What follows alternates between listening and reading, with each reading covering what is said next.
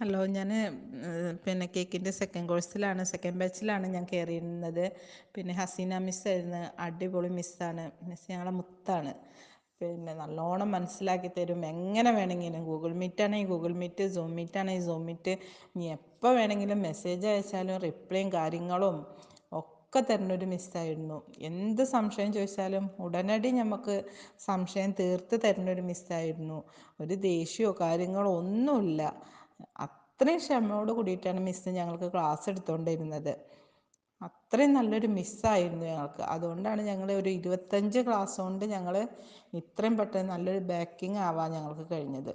Baking എന്താണെന്നോ അതിൻ്റെ എനിക്ക് ശരിക്കും സ്പോഞ്ച് ഉണ്ടാക്കാൻ അറിയാമെന്ന് മാത്രമേ അറിഞ്ഞിട്ടുണ്ടായിരുന്നുള്ളൂ.